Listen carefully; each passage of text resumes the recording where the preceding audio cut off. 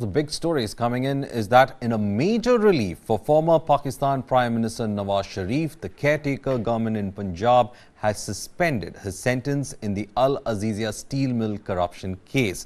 Now, what we understand is, according to the reports, that the sentence has been suspended under Section 401 of Pakistan's Criminal Procedure Code. Under this section, the government reserves the right to suspend the sentence against any convict. Amir Mir, the information minister in the caretaker government, said that Sharif's sentence had been suspended using the constitutional authority of the government. It should, however, be clarified that under this section, the government can only suspend a sentence and not completely write off that sentence.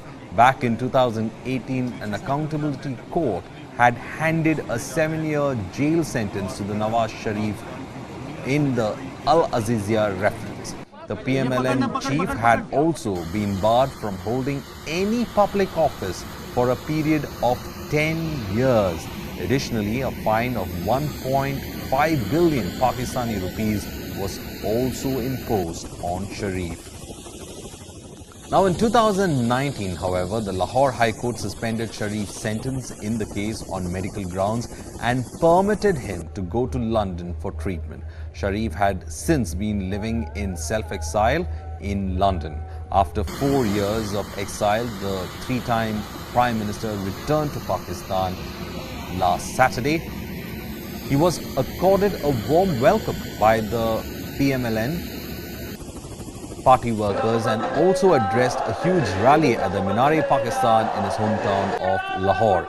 Sharif is expected to bid for a record extending 4th term as Prime Minister and lead the PMLN into the elections scheduled in the upcoming months.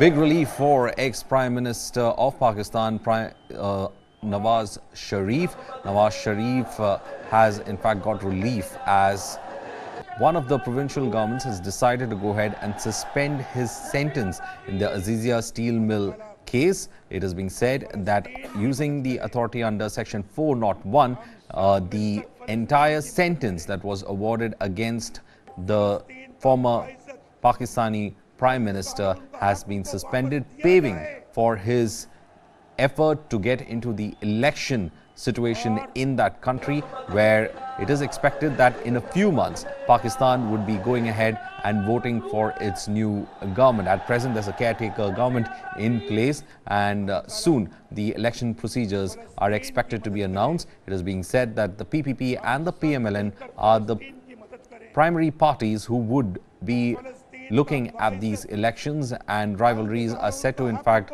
be on the traditional grounds itself. After Nawaz Sharif returned from his self-imposed exile to Pakistan from London, he went to his hometown of Lahore and held a huge rally at the hometown and asked his supporters to work towards the elections. Sharif was in a self-imposed exile in London for almost 4 years. The information was given in by Amir Mir, the information minister in the caretaker government, and it was said that Sharif's sentence had been suspended using the constitutional authority of the government.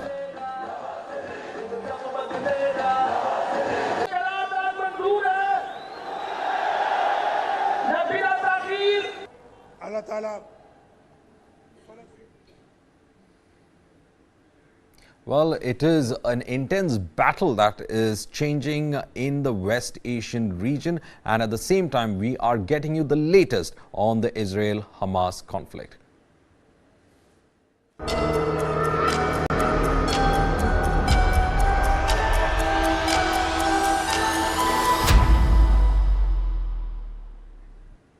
Well, it has been 18 days since the conflict between Israel and the Hamas terrorists has begun, especially after their invasion of southern Israel. Here's the latest update from the war, where we understand that 436 Palestinians have reportedly been killed in the last 24 hours. Now, Hamas claims it has released 2 more hostages. 19,000 people have been displaced in Lebanon because of the border clashes between the IDF and the Hezbollah. Meanwhile, dozens have been killed in Israeli strikes in southern Gaza. The death toll in Gaza has crossed 5,000 and more than 15,000 have been injured when it comes to the situation in Gaza. These are statistics coming in from the ground, and the United Nations General Assembly is likely to hold an emergency meeting on the Palestine question. Israeli action may harden Palestinian attitude is what Barack Obama, the former US president, has said. Meanwhile, Prime Minister Modi has spoken to King Abdullah of Jordan on trying to bring peace to the region and to resolve the issues between Israel and Palestine on this particular aspect.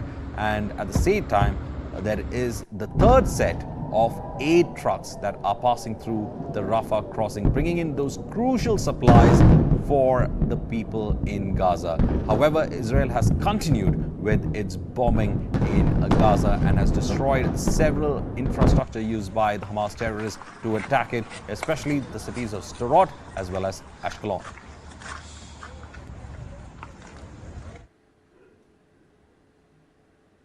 Meanwhile, Hamas has said that it has freed 2 Israeli women who were among more than 200 hostages who were taken during its October 7th raid in southern Israel. The women were released based on some kind of advice coming in from mediators and also with the involvement of US, Qatar and Egypt. Let's listen in. Hamas freed 2 more hostages on Monday. Both Israeli women, the group said, were released on health grounds. Video from Hamas was said to show the 2 hostages, Nurit Cooper and Yocheved Lifshitz, before they were released. The pair was seen led by an armed fighter to a Red Crescent vehicle. Meanwhile, Israel's police and the Shin Bet intelligence agency released video from their interrogations of captured Hamas gunmen who took part in the rampage. In clips, one handcuffed detainee, said to be a Hamas militant, described the chilling orders he was given. The first instruction regarding civilians was to kill men and hold women, elders, and children hostages. Reuters was unable to verify the video or whether the individuals in it were speaking under duress. Over 2 weeks since the October 7th assault, Israeli aircraft have continuously bombed targets in the Gaza Strip. On Monday, Gaza's health ministry said over 400 people have died in airstrikes over the past 24 hours, most in southern Gaza, next to which Israeli troops and tanks have massed for a possible ground invasion. Israeli officials have not formally given an official start date to the looming assault, but sources tell Reuters the White House, Pentagon, and State Department have stepped up private appeals for caution in conversations with the Israelis. In public, the United States has stressed Israel's right to defend itself, but the sources say a U.S. priority is to gain time for negotiations to free other hostages. Asked about the possibility of a ceasefire in a news conference on Monday, U.S. President Joe Biden said he wouldn't consider backing one until all the hostages are released. Prime Minister Rishi Sunak addressed the hospital attack in Gaza. He went into the British Parliament and Sunak said that the missiles fired at the hospital didn't come from Israel, but they were likely coming from within Gaza itself. He added that the misreporting of the incident created negative ripple effect in the region, damaging American diplomatic efforts and even escalating tensions in the United Kingdom. We have taken care to look at all the evidence currently available. Mr. Speaker, I can now share our assessment with the House. On the basis of the deep knowledge and analysis of our intelligence and weapons experts, the British government judges that the explosion was likely caused by a missile, or part of one, that was launched from within Gaza towards Israel. The misreporting of this incident had a negative effect in the region, including on a vital US diplomatic effort and on tensions here at home. We need to learn the lessons and ensure that in future there is no rush to judgment.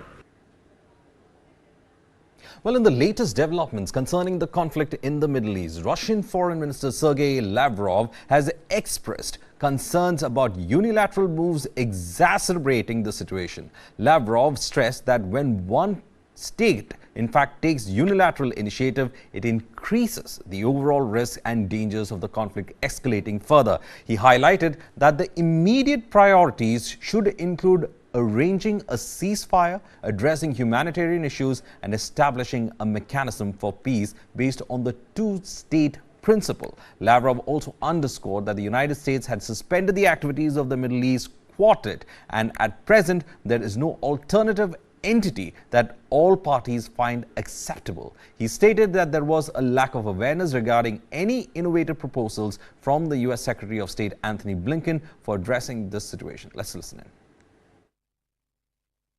Соединенные Штаты уже находятся в ряду лидеров, тех, кто уже вмешивается. The United States is already at the forefront of those intervening. This includes sending 2 aircraft carrier groups and several thousand combat soldiers, as I understand it, with all the necessary weapons, including heavy weapons, to the conflict zone. And the more such proactive steps there are on the part of any state, the higher the risk, the higher the danger that the conflict will escalate. We are convinced that the first and absolutely integral step should be a ceasefire, resolving humanitarian issues and facilitating the departure of foreign citizens from the Gaza Strip. And then, of course, we will need a mechanism that should consider the situation in a broader context. The entire international community, and this still remains a fact, has confirmed and continues to confirm its commitment to the principle of two states, the so-called two-state solution to the problem. When two states, Israel and Palestine, two full-fledged sovereign states, will live side by side in good neighborliness, peace and security. The United States simply stopped the work of this quartet, and now there is no other authority that would be acceptable to everyone. So if Anthony Blinken has any bright ideas in this regard, we do not know about them. I am convinced that alone, as the United States tried to do for many years, no one will reconcile the Palestinians and Israelis. Meanwhile, cryptocurrency's role in terrorist financing and funding terrorist group has come under renewed scrutiny following the deadly attack in Israel by Palestinian terrorists. Now, here's a report that looks into how cryptocurrencies have been effectively used by such groups. Take a look. There has been a lot of focus on how crypto is used to fund terrorist organizations and militant groups. So since the Palestinian militant group Hamas launched an attack on Israel at the start of October, the role of crypto in funding militant groups and terror organizations has really come into the spotlight. Hamas itself has been known to raise money via cryptocurrencies. Over the past few weeks, the Israelis have frozen several cryptocurrency wallets it said were linked to Hamas. Many people say that crypto is an extremely useful tool for these kind of organizations. It's largely anonymous. The money that anyone sends over the blockchain, that's the technology that underpins cryptocurrency, is usually just identified by a string of letters and numbers. It's difficult to track, and this means that for militant groups or terrorists seeking to raise money, crypto has become a very popular tool. Now, it's not completely anonymous. Cryptocurrency companies, that means exchanges, as well as law enforcement organizations, can actually work out who is sending the money, but it takes a bit of work for them to do that. The United Nations officials said in 2022 that about 5% of terror attacks were considered to be financed by cryptocurrencies. A variety of cryptocurrencies are known to be used by terrorist groups and militant groups to raise funds. That said, while Bitcoin is popular, stablecoins, that's a type of cryptocurrency that's designed to keep a very steady value, have become more popular in recent years. There are also a number of other sources that these groups use to raise funds. That's anything from charities, shell companies, investments overseas to also raise funds. So crypto is definitely part of the mix, but it's very difficult to say exactly what proportion. Meanwhile, let's in fact take a look at how certain countries are being sucked into this larger conflict in West Asia. Let us in fact take a look at what Iran's role has been. Iran's dangerous game in the Middle East. Iran's axis of resistance is present in Iraq, Lebanon, Syria and Yemen.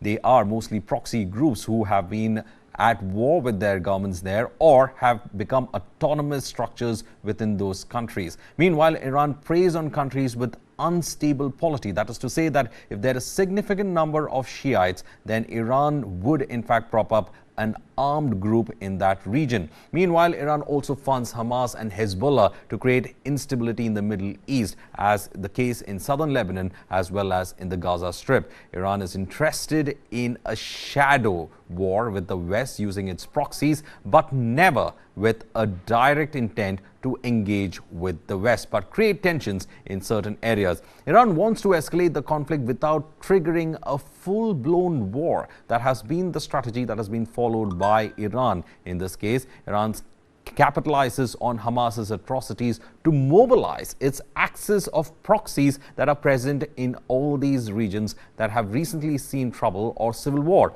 Iran is pushing the Hezbollah in Lebanon to open a front with Israel. This is to take off the pressure from the Hamas in the Gaza Strip as well. Iran, meanwhile, is enticing Shia militants in Syria to escalate the conflict as fast as possible. This could also result in another front, especially on the Syrian side, that could open up even without that country's political power knowing about it.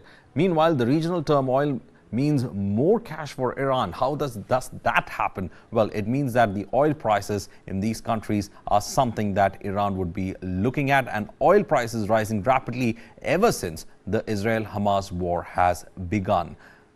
So Iran wants to also derail the growing Arab-Israeli relationship that has been there, especially brokered by the United States, and you have the Abraham Accords, and Iran is advising Arab states to impose an oil embargo on Israel. This is to in fact stop the possibility of fueling the war machine of Israel. Meanwhile, Iran envisages on increased influence in the Islamic world. It has been trying to in fact become a prominent voice in the Islamic world, and also to take up the leadership of the Islamic world completely, where it is being vied by Turkey as well as Saudi Arabia, who holds it for its preeminence. Meanwhile, one country that is caught up in this is Lebanon. Lebanon has been caught in the middle. Lebanon fears being a sacrificial pawn in this war. Lebanon's wary of Israel using US cover to strike them. And in fact, the Shias form the biggest sect in Lebanon. Meanwhile, however, 17 other denominations make up the majority in Lebanon, and these non-Shia denominations of Lebanon oppose the war. Lebanon fears a decline in tourism. It is one of the biggest foreign exchanges that it earns is through tourism, and Lebanon fears that war would result in driving these tourists away. Lebanon's concerned about the economic crisis it has, and the Lebanese official government, the Prime Minister, has said that the decision of a war and peace is out of his hand. So that is the situation in Lebanon, which is being caught up in this Hamas war. But however, the question that we should be asking is, can the conflict spread to a wider war? Well, the US might get involved if Iran's proxies attack Israel. America is unlikely to attack Iran directly at first, but a wider war will lead to Iran to becoming more autocratic and isolated. A possible detente, however, would be that Iran and US will in fact dissolve when it comes to the possibility of this particular war taking place, and a possible detente that was there between Iran and US will dissolve if Iran goes for a direct war, and therefore the unsaid agreement of a direct attack could be something that could come under stress. Meanwhile,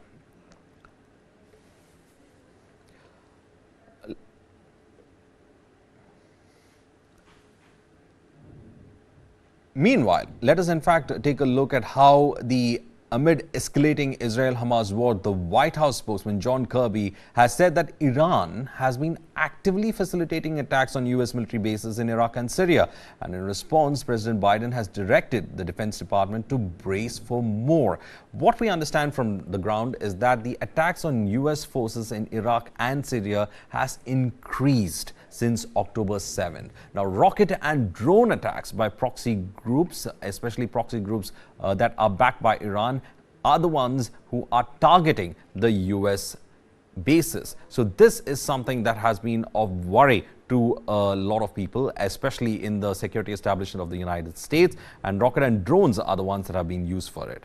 Now, let us in fact see why the US believes that Iran is behind these attacks. Attacks increased since Israel-Hamas war. So the US believes that it is a tactic to raise pressure on it. Iran supports the Hamas and Hezbollah terror groups in both the geographical entities of the north of Israel as well as in the south of Israel. And when it comes to the attacks, it is being said that the attackers are supported by Iran's government and the IRGC, which is a very fundamental security apparatus within the Iranian government and its political posturing. Meanwhile, it also says that Iran is promoting conflict exploitation for its own good. That is when it comes to the issue of raising the prices of oil and also for its geopolitical aims. Meanwhile, there is reaction coming in from the US on this. Biden has asked the Defense Department to brace for more attacks as such, and Biden has also said that efforts should be carried on to understand and to assess what's the situation on the ground. Meanwhile, Biden sent naval power to the Middle East. We know that there are 2 aircraft carriers in that region, and the warships of 2,000 Marines are stationed in the Mediterranean as well.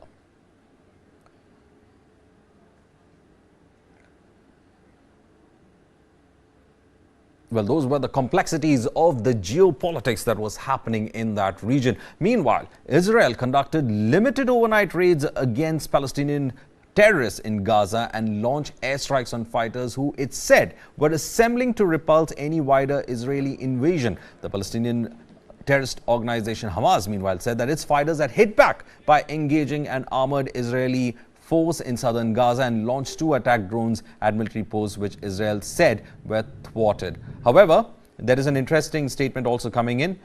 We have Hageri, who in fact spoke about this particular aspect of the operation. Let's listen in.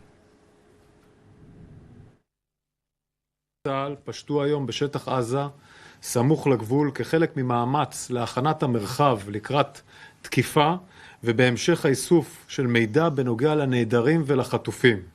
משימה לאומית ראשונה במעלה. במהלך אחת הפשיטות נהרג לוחם צה"ל ו3 לוחמים נפצעו. הודעה נמסרה למשפחותיהם. Well, the Israelis also went ahead and carried on with the entire raid and also said that Israeli Defense Forces have killed a top Hamas commander, Ibrahim al-Sahar. He was the head of the anti-tank unit. IDF is trying to find out all those people who are behind the 7th October terrorist attack on that country. So in that tweet, they said that they are eradicating terrorism from Gaza. Israel has been going ahead and eliminating some of the top Hamas commanders, especially those who are engaged with a rocket, as well as its naval wing as well. Israel said that it is planning to in fact ensure that those who were behind the October 7th attack are not spared. Also, a secret wing has been established under the Israeli intelligence to track those who were responsible for the nightmare that happened on October 7th.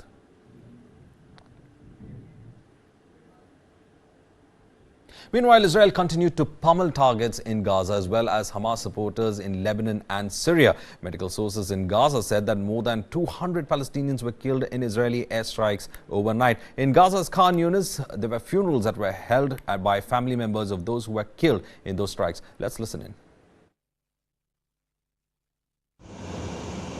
Concerns over the risk of a wider Middle East conflict increased on Sunday as the US dispatched more military assets to the region. That's also as Israel continued to pummel targets in Gaza, as well as Hamas supporters in Lebanon and Syria. Medical sources in Gaza said more than 200 Palestinians were killed in Israeli airstrikes overnight. In Gaza's Khan Yunis, this funeral was held for 7 family members killed in an airstrike that hit their home at dawn. Israel began its unrelenting airstrikes on Gaza, one of the most densely populated places on Earth, after Hamas gunmen breached the border on October the 7th. Their rampage killed 1,400 people, most of them civilians, and saw 212 hostages taken back to Gaza. The enclave's health ministry said on Saturday that Israel's retaliation had killed more than 4,000 Palestinians, including hundreds of children. Israel has amassed tanks and troops near Gaza's fenced border for a planned ground invasion and, according to an Israeli army spokesperson, intensified their bombardment overnight. Rear Admiral Daniel Hagari said the deputy chief of Hamas's rocket force had been killed and that killing, quote, terrorists and seniors was their priority.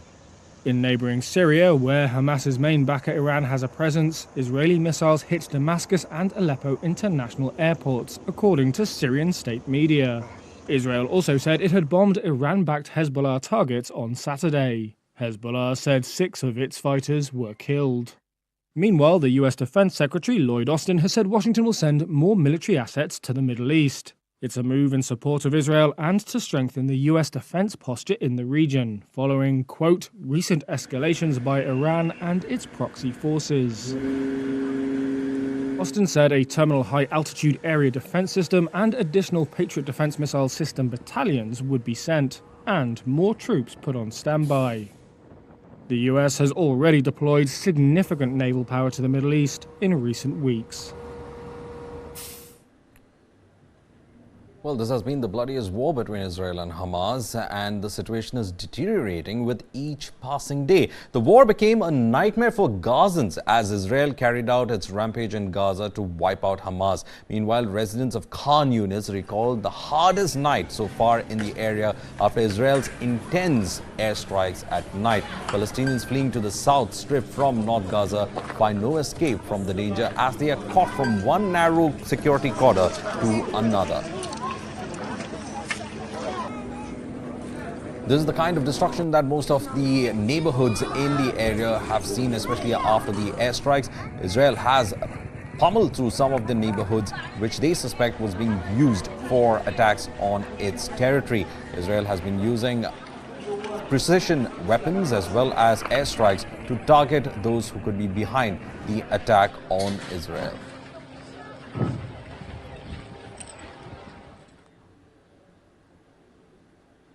Meanwhile, Palestinian medicals have been pulling young survivors from under the rubble after an Israeli airstrike hit residential buildings in northern Gaza's Jabalia refugee camp. Many of them are said to be children and teenagers who have been pulled in from the rubble.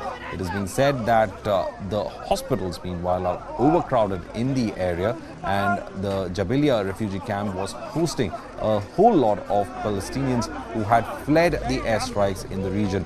Meanwhile, there are efforts as well as volunteer groups to pull in people who have been struck or rather been completely under the rubble, and they have been providing them with crucial medical supplies as well to help them survive the ordeal.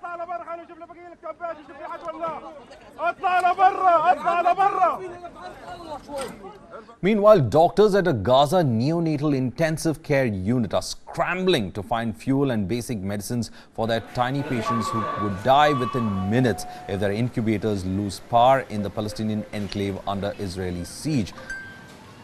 The spokesperson for the Gaza Health Ministry, Ashraf Al-Qidra, has said that there are 130 newborn babies in electric incubators across the Gaza Strip.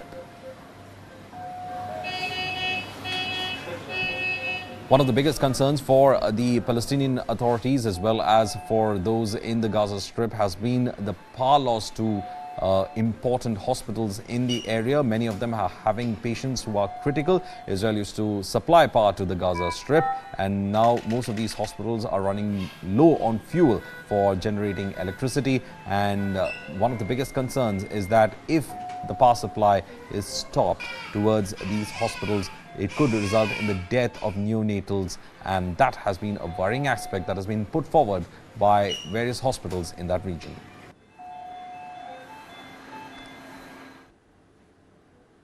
Meanwhile, Japanese aid packages have arrived at a school sheltering displaced Gazans in Khan Yunis after a third convoy of aid trucks entered through the Rafah crossing from Egypt. Now, these were bound for the besieged Gaza Strip. Humanitarian deliveries through Rafah began on Saturday after wrangling over procedures for inspecting the aid, and bombardments on the Gaza side of the border had left relief materials stranded in Egypt. Israel has said that the materials can be only taken in by the Red Crescent organization, and it has to be completely distributed and brought in by the Red Crescent organization, and that this aid shouldn't reach the hands of Hamas.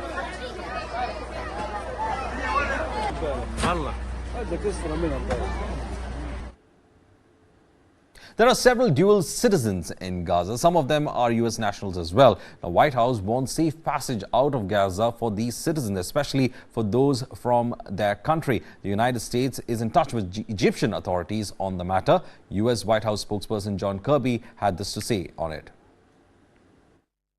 I think there's a lot of factors going into why there's no exit out. We're glad that stuff's going in, as Kareem briefed y'all, but we still want to see safe passage out, and particularly for the several hundred American citizens that we know are in Gaza and want to leave. And Ambassador Satterfield is on the ground working this very, very hard. But there's a number of factors, and I think security, certainly Egyptian officials have spoken to this. I mean, there's they've got legitimate security concerns, and again, we just need to work through that.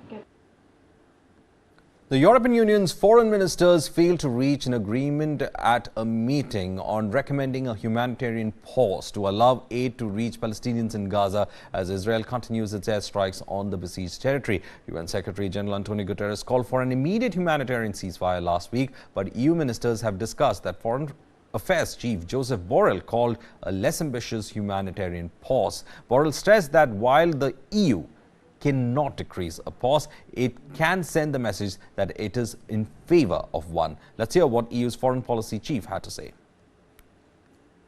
The humanitarian situation, it's not me who's going to explain you what you can watch at the TV screens.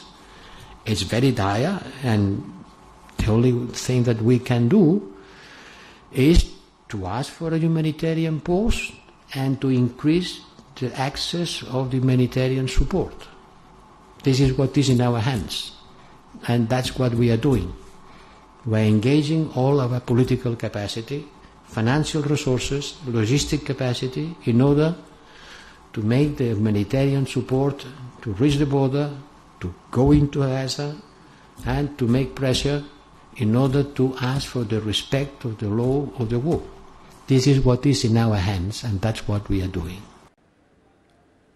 Meanwhile, Hamas rocket attacks have continued on Israel, prompting many in Sderot to evacuate. The southern city is home to about 30,000 people, but now 90% of its population have left. Sderot faces the brunt of Hamas's rocket fire. It was also the first city that faced Hamas terrorists walking into it, and there was a gunfight between its police officers first and the Hamas terrorists. They were the first responders, and the police station was also completely destroyed in Sderot. Most of the residents have left, and it now looks like a ghost town.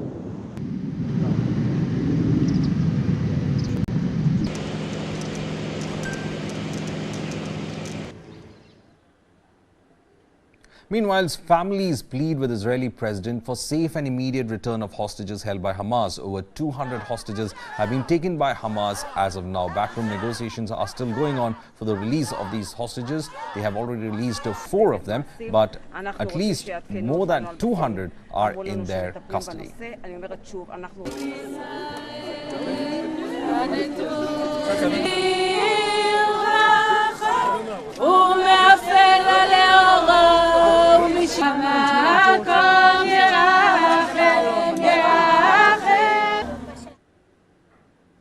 Meanwhile, the Israeli authorities say that they would evacuate 14 more Israeli villages near the northern border with Lebanon, and escalating tit-for-tat clashes between Israeli forces and Hezbollah that have raised concerns that Israel's Hamas war could ignite further into regional confrontations. Overall, more than 152,000 Israeli residents of cities, towns and villages near the borders of Gaza in south and Lebanon in the north have evacuated their homes for safer parts of the country over the past 2 weeks.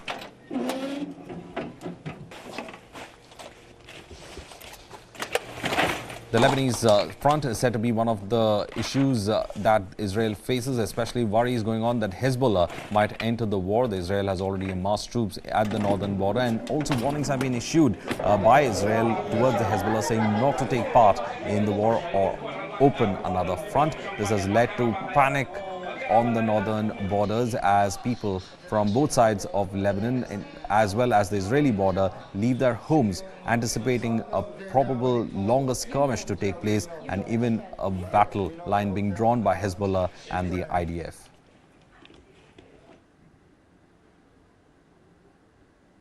Over the past day, the IDF had struck over 320 military targets in the Gaza Strip. IDF continued to strike terror, infrastructure and military targets in the Gaza Strip. Following ISA and IDF intelligence, the terror targets that have been struck included tunnels containing Hamas terrorists, dozens of operational command centers, and some of which were concealed. Hamas and Islamic Jihad terrorists have been using these infrastructure to strike at Israel, is the claim made by IDF. Furthermore, the IDF struck targets that posed a threat to forces in the area surrounding the Gaza Strip who are preparing for ground operations, including dozens of mortar shells and anti-tank missile launch posts. IDF tank thwarted a number of terrorist cells, including anti-tank missile cells in that particular region near its southern border.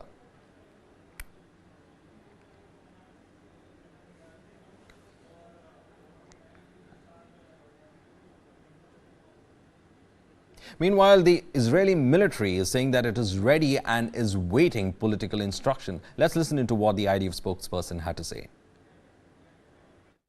Our fighters are ready and determined in the field. They continue training for the day the order is given. We have long weeks of fighting ahead of us. We will act on the most suitable operation timing and according to the political instruction. News9 has been reporting from the front lines. My colleague Manisha is reporting from Tel Aviv. And what is the situation in Israel's functioning capital?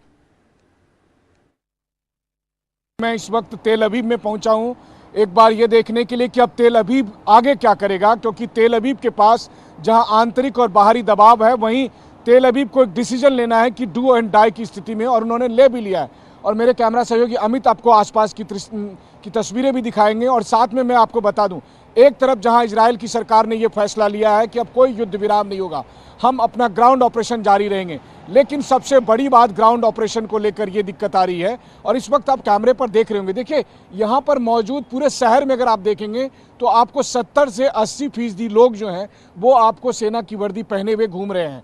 यानी पूरे शहर को ही, या कहें तो पूरे देश को ही सेना में तब्दील कर दिया गया है, ये हालत है यहाँ पर। लेकिन इन सब को इंतजार है ग्राउंड ऑपरेशन का। सवाल यह है कि ग्राउंड ऑपरेशन कब शुरू होगा। ग्राउंड ऑपरेशन को लेकर अमेरिका के रक्षा मंत्री ये कहते हैं कि अर्बन वॉरफेयर बहुत मुश्किल वाला चीज़ होता है, सो ऐसी स्थिति में हमें संभल कर चलना होगा। इजराइल के रक्षा मंत्री कहते हैं कि 3 महीने तक चलेगा ये ग्राउंड ऑपरेशन। तो ग्राउंड ऑपरेशन के नाम पर सारी तैयारियां तो हो रखी है, लेकिन इस बीच में सबसे बड़ी खबर ये है कि हमास ने ये ऐलान किया है कि हम फिर इजराइल पर सरप्राइज अटैक करेंगे। समय हम तय करेंगे, जगह हम तय करेंगे, लेकिन हमास एक बार फिर इजराइल पर सरप्राइज अटैक करने की तैयारी कर रहा है।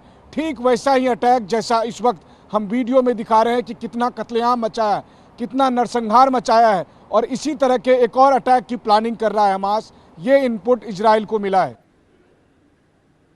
Our reporter on the ground, Sumit Chaudhary, spoke to Israeli military officers. Let's listen in. We have with us Richard Hectic, and if I ask you, Richard, we have seen so many multiple things. We have seen the strategies which you have been developing. What is the situation right now? The situation right now is that we are preparing for the future stages of this war. They unleashed this war on us. You saw it today. You saw the visuals. You understand why we are doing this.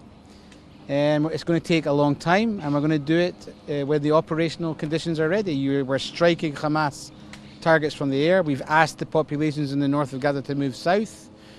We've created a humanitarian zone in the south, and we're going after Hamas based on intelligence from the air. And Richard, we have been looking at the multiple fronts have also opened, not only the Gaza. Hezbollah is also doing the same thing. We have seen multiple terrorist organizations are coming together against it. How do the idea of strategizing all those things? So we've also ramped up our defences in the north, but again our focus is on the Gaza. What we're saying now to the Lebanese government and Hezbollah, do not sacrifice your future for the Hamas. If you come into this, the consequences will be very grave for them. One thing more, I've been seeing multiple things. You have described us everything, the atrocities, everything you have described. Do you think that these terrorist organizations will come together, multiple terrorist organizations will come together and do something big against Israel? We're looking at it. Yes, there's potential. We know they cooperate. Jihad cooperates with Hamas, Hezbollah. They're all talking to each other. We know this. But again, we are now focused, as I said before, on Hamas right now. They did this, and we are taking care and we're responding to Hezbollah's activity in the north. We have been also hearing that the IDF is slow down their operations in Gaza. Is there anything on this, or we have not slowed down anything? We are striking Hamas targets in Gaza, and we are planning our future stages. And we can see all these things similar in the northern borders as well if something happens? Well, northern borders is a different phenomena. Right now we're focusing on Gaza. Anything new which you have added on in your operations? No, well, again, it's north and south. You're seeing it. You're seeing also the American presence, which is theirs in the Med and also in the Red Sea. You saw that event from Yemen. It's challenging times, but we will overcome. Well, fears from world powers that the conflict between Israel and Islamist terrorist organizations in Gaza will spill into other countries may be turning into a reality. The United Nations says that fighting between Israeli forces and Hezbollah on the Lebanese border is displacing massive number of people. At least 19,000 is what they estimate. Let's take a look. These are fires blazing on the border between Israel and Lebanon over the weekend, the result of fighting between Israeli forces and Hezbollah. As the war between Israel and Islamist militants in Gaza continues, fears are growing that the conflict will spill over into other countries. The United Nations reported on Monday that almost 20,000 people have now been forced from their homes in Lebanon, most of them to escape the border fighting. The UN's International Organization for Migration says they started tracking the displacement on October 8th, a day after the devastating Hamas attacks on Israeli communities. Hezbollah is supporting Hamas in the war. Reuters recently found this woman in a school converted into a temporary shelter near the border. She's saying she couldn't find another place to stay. Even UN peacekeepers wouldn't take them in. She was in the middle of cooking when she fled, and her neighbor's house was destroyed. Israeli communities on the border have also been evacuating, with dozens of towns and villages ordered by the government to clear out. Hezbollah hasn't fully committed its forces to the war, and it's not clear if or when it may do so. As of Monday, it's reported to have lost over 24 fighters since October 7th. Israeli Prime Minister Benjamin Netanyahu has warned that if Hezbollah did open up a second front to the conflict, that it would bring unimaginable devastation to Lebanon. My colleague Manish Jha was at the Lebanese border. He gets the latest on what's happening on that front. Let's listen in.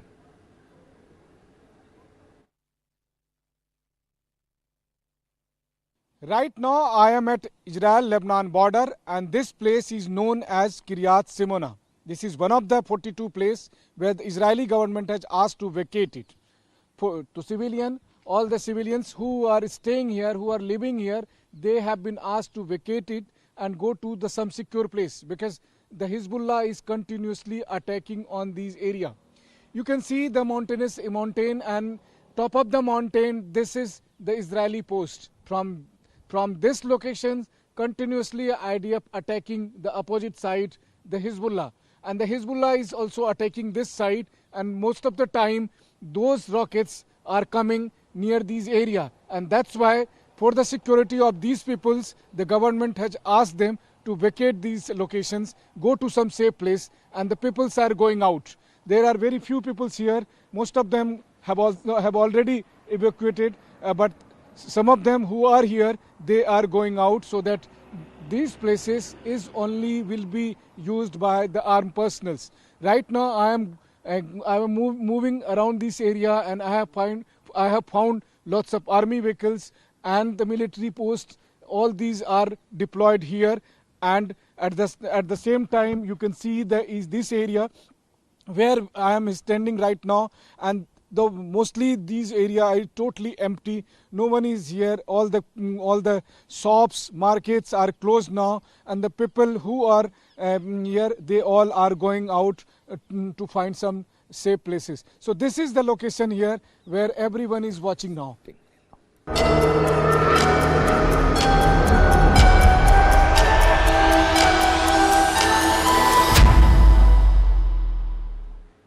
Well, Republicans will again begin to pick a new speaker to lead the chamber and address funding needs for Israel, Ukraine and the federal government. The party is already struggling to elect a new speaker amid party infighting that has paralyzed the House of Representatives for 3 weeks. Take a look. A speaker has not been elected. It's back to the drawing board for House Republicans, who are struggling to elect a new speaker amid party infighting that has paralyzed the chamber for 3 weeks. After former House Speaker Kevin McCarthy's historic ouster, two would-be successors, Steve Scalise and Jim Jordan, have been cast aside. Now, a new slate of candidates are going after the gavel as the battle between right-wing hardliners and more mainstream Republicans rages on. The new contenders include Representatives Austin Scott, Jack Bergman, Byron Donalds, Kevin Hearn, Mike Johnson, Dan Muser, Gary Palmer, and Pete Sessions, and number 3 House Republican Tom Emmer. If the conference can settle on its next nominee, the race again moves to the House floor. The House will come to order. Where 217 votes are needed. Since Republicans have a narrow 9-seat majority, there's not a lot of wiggle room. In the meantime, the chamber's to-do list continues to grow. Congress faces a November 17th deadline to avoid a government shutdown and a request from President Joe Biden to approve military aid for both Israel and Ukraine. Well, climate change is becoming a huge phenomenon, and there are stories coming in from across the world of how it's playing havoc with agricultural people and, of course, with water supply.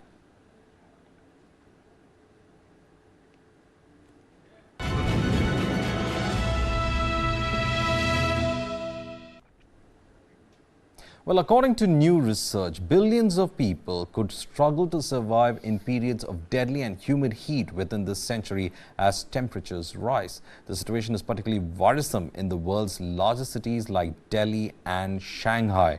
The study has found that the world is on track for 2.8 degrees Celsius of warming by the year 2100. Listen in to know that what happens when warming increases degree by degree. And we found that at about 2 degrees Celsius warming, we see a large increase to about 750 million people exposed to 1 week of uncompensable environmental temperatures every summer at that point. Once you get to about 3 degrees Celsius, that's where we start to see the emergence of a month of these temperatures for a significant part of the population, about 500 million people every year. And at 4 degrees Celsius warming, we see that about 3 billion people experience 1 week of these environmental thresholds that are deemed uncompensable every year. Now, in the last 12 months through September, U.S. Customs and Border Protection lodged around 60 migrant deaths due to heat in the El Paso sector, triple the same period a year ago. Shockingly, the temperature during this August had in fact reached around 100 degrees in areas near El Paso, while Texas hit that mark for 44 days in a row. This has been an area of illegal crossing as well, and many migrants have died of heat stroke as well as of lack of water and dehydration. This is the kind of situation that has been resulting because of global warming in that area.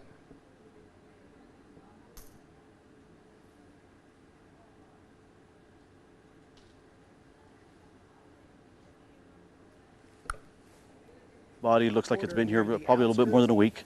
You see the body's right up against a mesquite bush, probably trying to get some shade at some point. But you can see behind me, we're not maybe 3 to 5 miles away from the city. And this is what happens. When these migrants are coming from very humid climates like Honduras, Venezuela, Colombia, and they're coming into the desert, they're not acclimated to this dry heat. And so when they're in the desert and then they start getting disoriented and can't find their way out of the desert, then they're sweating a lot, and then they go into severe heat exhaustion and then eventually into heat stroke. Well, that's all in this edition of the Bulletin. Stay tuned to News 9 as we bring you the news beyond the news.